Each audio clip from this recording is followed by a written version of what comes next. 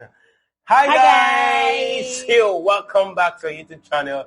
My name is Emmanuel. My name is Mercy. Yes, if you're stopping by for the first time, please like, share, and don't forget to subscribe. Yes, if you're seeing this video for the second time, so guys, welcome back to our YouTube channel. Yes, thank you so much, community. Want to appreciate everyone.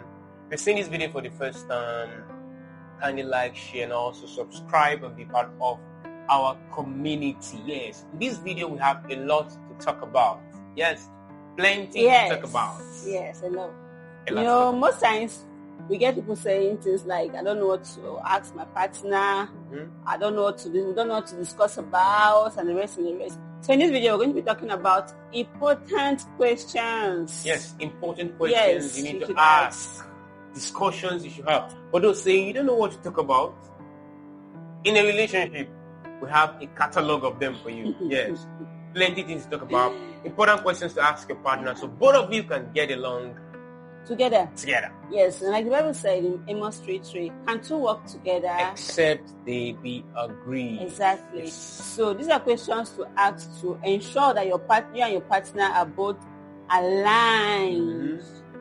Yes, working together. Exactly, because in marriage you need that togetherness. It will not be. There will be a lot of fights, a lot of misunderstanding. If one person is insisting on A, another person is insisting on Z. Exactly.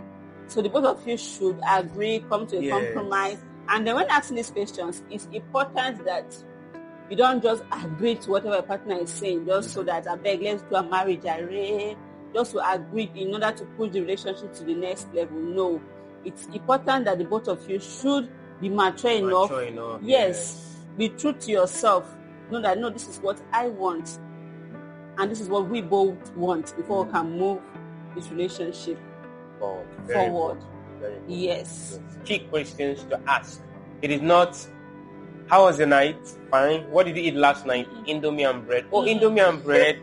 What's your favorite color? What's your favorite color? Green and blue. Wow. What's your favorite color? Sky blue. What's your favorite color? Yeah, what are we going to name our children? What are we going to name our children? James, John, Matthew, Mark, Luke, James, and John. Is that what you want to name them? Yeah, so no, aside all those questions, aside all those very important and deep questions you should ask your partner. Deep questions. Yes, and one very important thing this question does is that it opens up your partner to you. You tend to know this person's belief system, what this person has in mind that is yet to communicate to you. It help you to know whether this relationship, we should move it forward or we should just pause and call it quits at this point. Or reevaluate it. Exactly. So, without much ado, let's get right into business. I know you can't wait to get it, so let's go into it.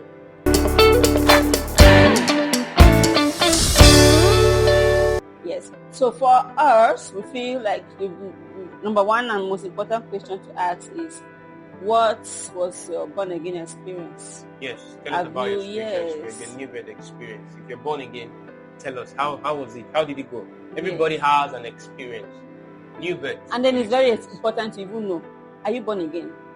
Yes. To start with, are you born again before you start telling us about the new birth experience? Because someone that has not yet given his life to Christ or her life to Christ, it's a bomb waiting to explode. Yes. So you need to be sure that this person you are going down this very important journey with is someone that loves God, someone that has genuinely given his life to God. I remember asking you this question when we first met. Exactly. The first we met physically, I was like, tell me about your newborn experience. How was it like? What was your encounter like? When was it? What year? What date? I don't even think it's something that someone should forget. Yes, and I clearly stated it, 2nd of February. Exactly. But don't tell the year. I told you everything, 2nd of February. It is very important that the both of you are both believers. You both have the same spiritual values. Yes, spiritual experience. So we just tell us about your new birth experience. Yeah. Tell us and it's different. Tell the person. Tell the person. Ask the person. And it's different from church experience. You see, new birth experience is different from church experience. Meeting somebody for the first time, and both of you are getting along, you ask the person, what church you attend, how is your church like? That's not a new birth experience. Some people have encountered church. Yes. Never encountered Christ. Christ's experience is different from church experience. For example, a church or his church might be different from your church. Both of you might be attending two different churches that have different belief systems, for example.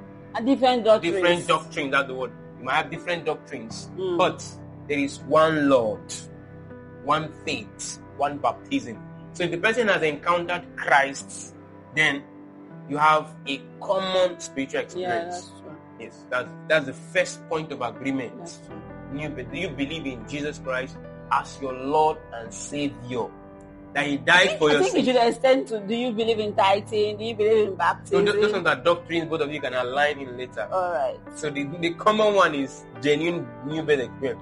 When it comes to other doctrines, both of you can align. Okay, this is what I believe in. This is what I don't believe in. Explain why you believe this thing. Explain to me why you believe it. Okay, see the reason why I believe this. Oh, I've never seen it in this light. I was hearing about it this way. But now that you've explained better, I now adapt your doctrine again. So, but new birth experience, genuine. Yes, thank you. So number 2 question, in no particular order, the next questions will be coming up like that. Yes. So it's important to ask your partner what his relationship with money is. Yes, ego, goodie. Very important. Money plays a very important role in marriage. Very, very important. Money. Yes. As it said, that money is one of the major things that causes conflict or divorce in most marriages. Yes, so it's important that you both are on the same terms as regards money. Is your partner a spender? Who is a spender? Who is a saver? And the one thing I've discovered, baby, is the fact that sometimes a partner can be a spender. Like in our case, you're a spender, I'm a saver. And somehow, if you're not both aligned, if we've not yet come to a compromise on how these things should be handled, on how money should be handled, we end up having issues. Example, I feel like we should save everything we have.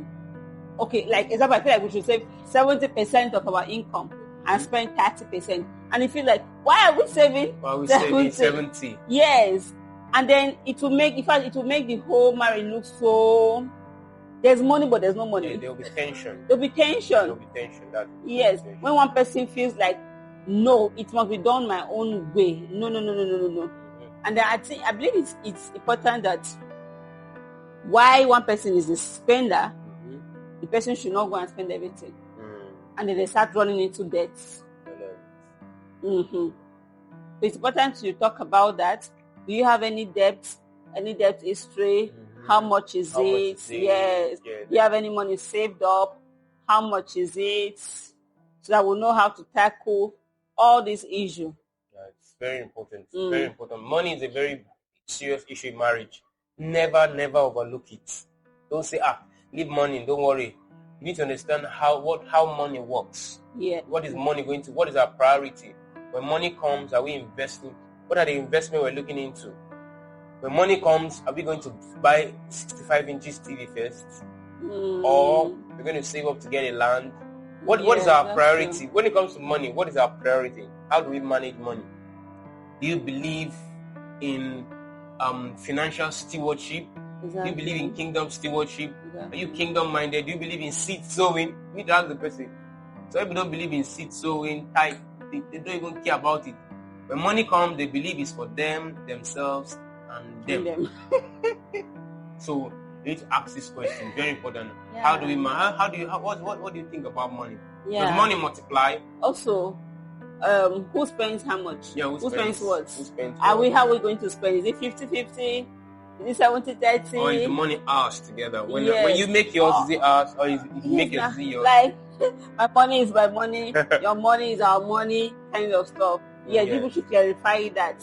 Who is going to pay for what? Who is going to pay for school fees? Who is going to pay for rent? Now, why this is important to clear is the fact that we've known of cases whereby the man is the breadwinner, is the major income earner, yes. And then the woman also earns, but then not so much as the man does. And then she'd be like, it's your responsibility as the man to pay the house rent, to pay the children's school fees. Even if you don't have, I will not pay the house rent. I will not pay children's school fees. It's the man's responsibility. You need to have those discussions with your intending, with your partner, exactly. To know if the person, if the woman is, if the lady is like, I will not pay house rent. It is not my responsibility. No. Know all this. Trash all this. We believe in partnership. In fact, marriage is partnership. Marriage is 100-100. They are both coming in together to help and support each other. Yes, very important. Very important. To clear money issues. Never overlook it. Settle it once and for all. Understand her perspective about money, and also understand his perspective about money. Yeah, and then, concerning money also, it's important to talk about finances, like joint finances. Are we going to be saving, what's it called? Joint savings, account, right? Joint account. Exactly. We have a joint account or separate account. There's some of the things you can discuss. Yes. No, that's what you want. In our case, we discussed about joint accounts, separate accounts, or let us settle for separate accounts. Now, because we have two separate accounts, doesn't mean that my money is my money. He's not aware of it, or I'm not aware of it. No. We practice separate accounts, but we also practice joint accountability. Yeah, joint accountability. Exactly. We don't have a joint account carrying our names, but we have an account either in her name or my name where we keep our savings. That's what we're trying to say. And we are both aware of it. So that's it. We have an account. She has an account in her name where we save. So not a joint account carrying both names. That's just it. So, yes. So either of that works for different couples. Yes. It's how is this called? Peculiar to different couples. Whatever would fancy or whatever would rock your boat. Exactly.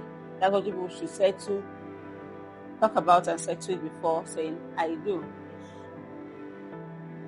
Okay. Sexual expectations and desire. So the next question, number 3, ask your partner, what are your sexual expectations? What are your sexual fantasies, sexual desires? Hey, sex is very important in marriage. Yes, ask your partner. What do you think about sex? What are your sexual expectations? Is it the man that says, I want it in the morning, afternoon, evening? You want it like morning, breakfast, brunch, lunch, dinner? So it's important to ask your partner. You're saying something about how often does he want sex, in morning, afternoon, night? How important is sex to you? How important is sex to him? You need to ask both of you. Yes. I know of a couple, the lady shared with me, she said, her husband demands sex every day, every night. Every night. Whether you're tired or not. And I asked that, did you guys, she said they discussed the wife got it. I said, wow, that's serious. So both of you really need to discuss it. Yes. Ask your partner deep questions about sex. Are you open to, do you fancy anal sex? What do you think about oral sex? What do you think about different kinds of styles? Are you open to exploring? Or missionary it is? Narrow is the way. Talk, baby. Talk.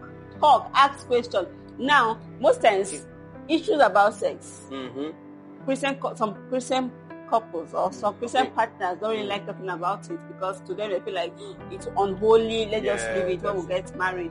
We're going to trash it. No. But then you ask. Yeah, it's important to ask. So then you ask so you know what your partner is thinking. Yes. We said ask about sex. We didn't say practice sex. Yes, ask about it. Nobody saying you should. As a matter of fact, when you read, there's a book by Doug Howard Mills. Remember we read it then. Marriage Counseling. I think that's the title of the book. No. Book Modern Marriage. Modern Marriage. Thank you. There's a book by, in case you don't know what sex is all about, you can check Doug Howard Mills' Modern Marriage. You see where he outlined different sex styles, and he gave his best advice for each sex positions and styles. So ask, what is sex to you? Is he lion kind of man?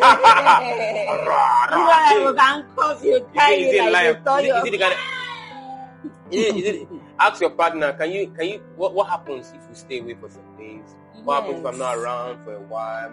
So just ask, let them know their perspective about sex. This kind of person will tell you, I cannot do it without the one deal. I cannot do it without the one. I need every day. You need to know that you know the kind of person you are married. So ask your partner, what if I can't satisfy you? What do we do? Are you going to go outside to look for a way to satisfy yourself, or we are going to work together. And to be Exactly. honest, let's give you our 2 cents. Marriage is a journey. Sex likewise is a journey. Both of you explore and you understand each other better in sex. Honestly, there is no if you cannot give me this, no. You need to both of you explore. Yes. And then most times, I believe you don't even need to have a pro. Yes. Your partner mustn't be a pro, a professional before marriage. Yes, both of you learn how to understand your bodies, learn how to explore, how to navigate, and the rest. So ask these things, talk about these things, and would advise you don't talk about it in the same location. Exactly. Of course, when you talk about sex, use wisdom. Use wisdom. This is a very sensitive topic, so use wisdom. You don't talk about it when you're alone, like you talk about now. Yes. The same room. Alone. You're thinking about brother. Sir, I want to ask you about sex. Please. When you talk about it, be wise, be smart, use the initiative. Know when you talk about it. But what we're saying next is ask questions about sex. Don't ignore it. Very, very important. Yes. So another thing to consider is you need to ask your partner if they have any sexual history or traumatic sexual history that they need to heal from. Yes, very important. Very, very important. Probably your partner might have been abused in the past and they just have this mindset about sex is evil. They don't like. You need to help them heal. This is something they are struggling with that they need to heal from. True. Because if they carry that preconceived mindset into marriage, it might not help the marriage. So it's important both of you clear it. That's true. And you need to be open as much as you can. Let them know, see, this is it. I was abused when it was this. I'm trying my best to give community. When they open up to you, both of you can work together. Both of you can work together. If it means seeking counseling, yes, you can. Very fine. So you need help and seek a counselor. Yes. The next question: how do we handle conflict? Ask your partner, how do we handle conflict? Should we involve third party? At what stage should we involve third party? Yes. Should we go and sleep and rest our head and allow the steam to calm down before discussing about it? Or should we trash out issues immediately it's happening? Well, I believe there are a lot of people have different opinions on this. Some people feel like trash it out immediately before you sleep. But sometimes it might not necessarily be that way. Sometimes both partners might just want to sleep over it. And when they wake up the next morning, I'm sorry I had to think over it last night. I'm sorry I was wrong. I really apologize. Because a lot of times when you decide you want to trash it immediately, that person might not be... Yeah, the emotions very high. Might be very high. Nobody wants to say I'm sorry. Somebody might just want to say I'm sorry so that they'll say, okay, I'm sorry, let's end it. No, it might not be that way. But thinking about it, thinking over it can help you apologize properly and say, I'm sorry, this is what I did wrong. I carefully thought about it. The way I spoke to you was wrong. Apologize. The way I did that was wrong. I'm very sorry. So, or will you guys open a boxing ring and settle it there? You need to know if he's a no-nonsense man. You need to ask your partner. If he tells you I'm a no-nonsense man, when we have an issue, my hand is up.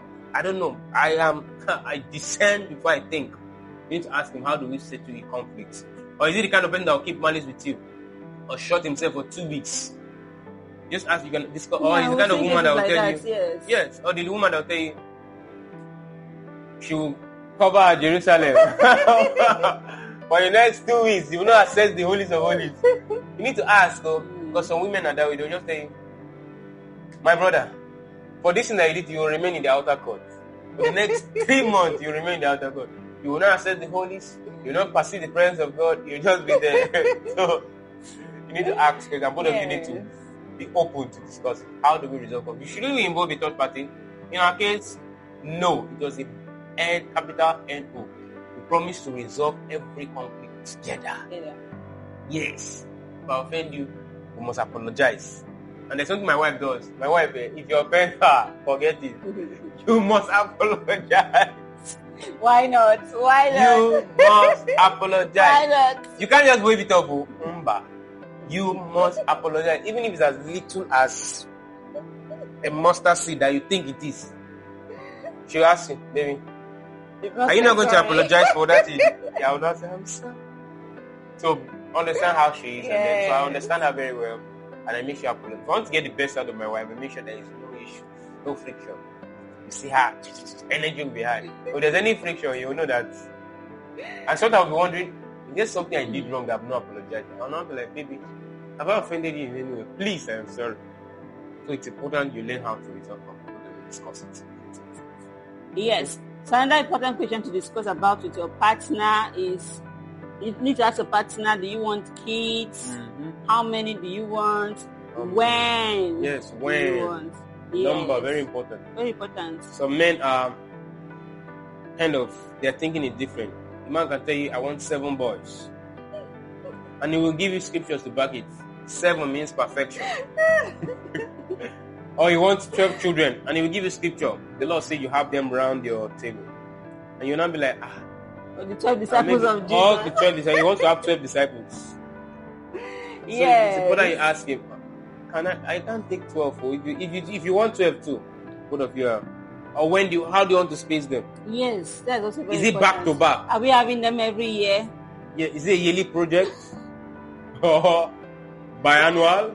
Exactly. So you need to ask for this. Yes, very, very important. Some couples, a partner may want to do it that same wedding 9th day. Let's take it immediately. 9 months time, we'll come visiting. And the woman may want to wait first for like a year or two to get to know her partner, understand themselves and the rest. And then if you don't discuss about this, they entered marriage, one person is using contraceptive without the other person knowing. And no. Agree. If you both of you are not doing it immediately, agree. If you are doing it immediately, that's what we're saying. When? Agree. How many? When? How many children do we want? If you agree on 3 and God blesses you with 4, at least both of you have agreed on 3 before. That's true. Not the one that, but I told you I want 7. Exactly. This is just number 2. We need to. Or maybe it's in that case, or we agreed on 3. Why are you not having 4? Or when the 4th one now comes and it's like, no, we are not keeping this 4th baby. You're going to. Yes, agree. We understand that with time, some things, while you grow and understand yourself together, some things may change. Yes, you may not decide, okay, we've gotten to already, can we wait for this long before the next one comes up? And then another very important question, I think this is even concerning the men. Ask your partner, if you're having 4 children, what if those 4 children come in the same gender? What if they're all female? What if they're all girls? Female? What if they're all boys? What if they're all boys? Are we going to keep on trying until we get the 7th girl or the 7th boy and the rest? No. Ask question. What do you think about female children? What do you think about male children? Yes, what if God blesses us with 5 girls? What if they're all girls? Are you okay with it? What if they're all boys? Or do you want them all boys? So it's important. Yes. Discuss that as well. Yes. And that's very important concerning having children. You need to have your partner. What if we can't have kids? Yeah, what happens in a situation where yes. Do we trust God for a miracle? Or do we break up? Or do we go up separate ways? Or do we adopt? Yes. Or do we try different methods like IVF, surrogacy, and the rest? Your partner may be a very traditional person. Yes. And tell you, and the partner may tell you, it's only through you, my wife, that I want to have children. It's either you give me children or not. And then you should ask your partner, what if you can't have kids? Are you open to go for testing? Yes. Are you open to go for medical checkups and the rest? Sometimes, the story I read was yesterday. After several years in marriage, there was no child, and then the man was taking his wife to several herbal clinics for different kinds of herbal procedures and the rest. His parents were on her, his family were on her, and the rest. The tension was just too much. The pressure was just too much on her. And then eventually they were in their separate ways. 2 years later, she met somebody, and immediately she took him. Which means that all the while it was the man that was at fault, but he never went for a medical check-up. It felt like he's not at fault. Yes. Are you humble enough to go for a test? Are you humble enough? That's the word. Or you want to be like, it cannot be my fault. It cannot be my fault. No. Yeah. In situations like this, it's easier to blame the woman. And people immediately blame the woman. She's the one. She cannot take it. I won't be doing. Sometimes the fault can be from the man. Exactly. Yes. From the man. Yeah. So ask these questions. Very important. Also discuss the financial. We've already talked about finance, but also discuss the financial implications of raising children. If you want them back to back, yearly, it's a yearly project. Can you afford it? Can you afford it? Maybe children are very expensive to take care of. Yeah, they are blessings from the Lord, of course. When the Lord gives you, He provides. But then, you need to be wise. Both of you should discuss the financial implications of it. But if you want 30, can we handle them? Can we pay their school fees comfortably? Exactly. Can we take care of them comfortably? Yeah. Or are we taking them to private school or a government school? Are we sending them for public? Are we giving them to orphanage? Discuss that. Yes. Children are a big deal. Yeah, they're a big deal and they are blessings. Yes. Another question to ask is, what are your professional and academic goals? Your career goals? As a guy, as a lady, ask these questions. Do you plan to? Yeah, do you plan to further? Do you want to go master's, doctorate, professor, or you want to go into be an engineer? Do you want to practice your career, or do you want to? What happens if you switch careers in the process? Exactly, ask questions, so that it's important to ask, because if the lady decides that she doesn't want to further, you know how to plan. If she decides she wants to further, she wants to achieve a masterate, you know how to plan with it. So it's important to be discussed. So you won't have a case where the guy wants to go for a doctorate, he never discussed it. Both of you are planning on one, maybe running a business together, and all of a sudden, say he wants to become a professor. But we never discussed it from the beginning. Say, I don't care. I need to grow. Okay, discuss it now. You should know whether you want to pursue your career or not. Yes, like we said earlier, we know that these things can change. Yes, things can change. Yes, but then it's right to have a very good foundation. Why starting? Why going into this? Sometimes what if your husband or your partner changes career paths? Yeah, what if they switch? Maybe like, you're a banker, I married a banker, why do you not want to go into ministry? Yes, you need to ask. It's important what we discuss. There's a possibility we can switch. Yes. I can switch. She's a baker. She's a baker tech chef all together. Baker, chef, tech. My wife is baker, chef. She's not into tech. Glory to God. Yeah, which you never saw coming. But then it happened. But that's it. Yes, so to be open to all of this. All and any of this. Exactly. So what if, and as a woman, it's also important to ask your partner, what if you get a job outside the country and you need to relocate? Is he willing to relocate with you? Are you open to relocate? Are you open to relocating? Within the state, outside the state, outside the country. A lot of things to discuss, honestly.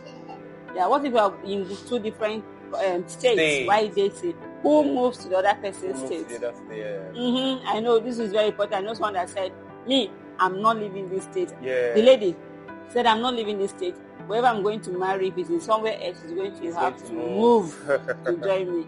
So it's important to know this. It's not after you've gone to sign certificate, marriage or wedding certificate, and then tell your wife, yeah, let's move. She said, move where? Yeah, we never discussed it though. Like, but we're discussing it now. That's why I need to discuss what happens if, for example, my wife and I would never envisage staying apart in different states. But in the course of time, I think we discussed what happens if, and both of us were fine with it, as long as we agree on it. And eventually it happened. I had to shuffle states. So it's a lot of things that happen in marriage, but both of you must agree what happens if it happens. So as a lady, another important question to ask your partner is, what do you think about gender roles in marriage? Yes. Who does what? Who does what in the home? Yes. So your partner, like I mentioned earlier, your partner may be a very traditional man, and he will tell you no as the head of the house or the head of the home. The only thing I'm meant to do is to provide. After provision, nothing else. It's good to have all these discussions. And you remember there was a day I went to buy fuel. You're not around, you traveled. So, as Africans, our minds have already been what's that word? Wired. Be wired to see things in a particular way. Yes. So there are some roles in the marriage that will feel like this is a male dominated role, or this is a male role, this for the female. Yes. So remember that particular day I went to buy fuel, you traveled. So I was with Adeswa, and then I took a gallon to buy fuel. When I got to a shop, I used to buy cake stuffs. The man saw me with the gallon. I was like, madam, where are you? Why are you the one going to buy fuel? It's your husband. Where's your husband? He's the one that's going to buy fuel. Yeah, you understand? So discuss these things. So there are some roles in the home that we believe should be for the man, like putting on the generator, buying fuel, servicing the car, taking trash out, cooking, who is going to cook, who is going to bake the babies, who is going to take care of the children and the rest. It's important to discuss about that. Some men will tell you, I cannot go to the kitchen. It is against our tradition for a man to cook, or for a man to clean the house, or for a man to do this, to do that. It's important to know where your partner stands as regarding these things. Yeah, know where the person stands. And if it's something you can't deal with, if it's something you can't cope with, it's better you trash it out. Yeah, trash it out immediately. Both of you Immediately agree on it. Yes. And I know someone, like one of my friends, her husband explicitly told her that he does not want house help in the house. Ask your husband, what's your take? Ask your partner, what's your take about help? House help. Yes. The man said, no, you are going to have to do everything yourself. If you need anything, any assistance, I can help you. Ask all these things. It helps you to know whether you can handle this person or not. Yeah. These little foxes that spoil the words. Yeah, it helps you to know the person better. That's just this question helps you to know the person better, their perspective, how they think, how they reason, how both of you can work together. If you know this is how the person is, to be easy to live with that person. That's just, if you don't know, that's when it becomes troublesome. When you know that my husband doesn't like to go to the kitchen, he doesn't like to throw the trash, he doesn't like to do, or my wife doesn't know how to she doesn't know how to do, then you can easily help. Or when get both of you someone don't else discuss to do it. or get some, but when both of you don't discuss it, you need to be goes fast. That's good. Yeah. So another important question to ask is, what is your vision of success? Yes. What is your 10, 20-year goal? Yeah, where do you see yourself in the Where do you next see 20 yourself? Is it Alaba market with 2 shops, or you see yourself as a global influencer? Yes. You need to know. So you need to ask questions. Where do you see yourself? Some people are just comfortable with little. They want to have a house, they want to have a small house, marry 2 children, 3 children. They don't reason beyond that. That's the way they are. That's comfort. That's the their own definition of comfort. They just want them. a simple life. Yes. Some people don't want a big life. Yes. If it's too big, they tell you, no. Big people, big wahala. So understand the kind of person you marry. If it's somebody who wants a moderate life, good. If it's somebody who is a global, who sees himself as a global influencer, or a lady who sees herself as a global, you know that yes, the person you are marrying is a global woman. So if she's on global stage, you don't feel insecure. That's true. And then you know how to come in to support this person, to bring their goals to exactly. Yeah, there's this quote: men marry women hoping they will not change, and women marry men hoping they will change. No. Men marry women hoping they will not change, while women marry men hoping they will change. Yeah. So when men marry women, they this perfect fit. We just hope this body will not change. It's beautiful. This beauty I'm looking at will not change. But women marry men hoping that they will change for good. Yeah. And as a woman, you may marry a man. As a woman, you may be a career person or someone that is very enthusiastic about personal development, personal growth, success, and the rest. My husband may just be that little, I just want a quiet life and the rest. And then you marry him hoping that you're going to influence him to dream big. Like you. And then you just end up being unfulfilled. You end up trying to push a man that is not ready to be pushed, that's not ready to change or to do anything. Like me, in our case, my husband is a big dreamer. Yes, I dream big. But when I met him, I just want that dreams bigger. So I just look at him like, how are you going to fund this dream? Dream big. Yes, so know the kind of person you are going to. Yes. Know the kind of mindset your partner has as regarding growth. Yes. Is he okay with little, or is he someone that trusts God for so much? Yes. Another thing is, your husband might not be a big dreamer, but they can be willing to support. Your partner might not be big, but they can be willing to give in their support. Some of them don't even want the stage. They are willing to support you. And that's why it's important to discuss. Some husbands feel insecure when their wife is on that stage. Some are willing to support. So you know that what happens if I travel. Somebody would like to travel to the nations. I see myself traveling to the nations. I see myself being a blessing to generations in different parts of the world. How do you see that? If he's fine with it, say, okay, you're good to go. I'll support you all the way. For me, I just want to, I like my own space. I just want to be myself. So you know the kind of person. And somebody will say, global, where are you going to? Which global? No, we have to. It's important to know. Ask these questions. So you ask your partner, what are your values? What are your belief systems? What do you think about these aspects? Just look for things that will trigger up conversations. Yes, whatever it is that is a big deal to you, bring it up. Talk to your partner. Open your partner up to yourself. Talk about your business, the things you want to do. It's important. Yeah, good. A lot to discuss. And something else going to my mind. One very important question. Ask your partner, what's the take about acquiring properties? Are you going to acquire properties in your name? My name? or in our name? Who is your next of kin? Who is your next of kin? Am I your next of kin? Is your mother or your father? It's important. How attached? Yes. How attached are you to your parent? Mommy say, mommy. My mommy say. How attached? Very important. Another question to ask is how attached are they to their parents? Or to their family. Some men, some women are attached to their mom. Yeah, some people are not ready to leave and cleave. Yeah, they're not ready to leave. They want to cleave and they also want to still remain with their parents or their family. My mommy said that if I do it this way, it will not work.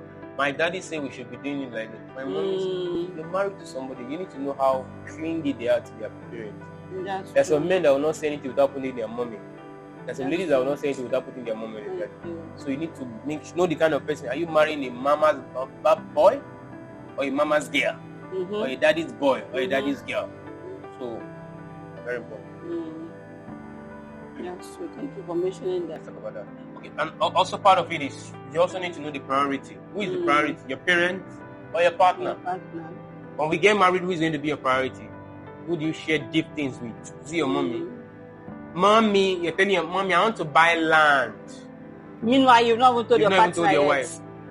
Mommy, my husband, daddy, some partners will be on call with their mom for hours. The attention they never give to their husband. So you need to know who is the priority in your life. When you get married, remember that your partner is the priority, not your parents.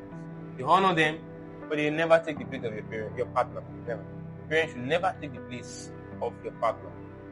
Yeah, even as much as do we have family members coming to stay around? Yeah, it needs to be discussed. How many are coming to stay? And when they come to stay, how long are they staying for? Are they coming to stay for life? Is it for life contract? Or is it a 1-year contract? They need to know. Yeah, we've seen situations whereby the woman wants her family members to come, but she does not want the husband's family members to come around. Why? Why? So both of you need to discuss these things. Who comes from Mugo? Mama or daddy? Some ladies can say, I want my daddy to come from Mugo. That's by the way. So both of you need to agree who comes from Mugo. Yes. My mom or your mom and the rest of them. Or who comes first? Discuss it between your partner. Agree. Let the agreement be there already before you not take it to your family and say, okay, mommy, I want you. Or mommy, wait for let the other person. So there will not be too much issue. Once you've already decided with your partner, whatever anybody else thinks is secondary. Yes. That is.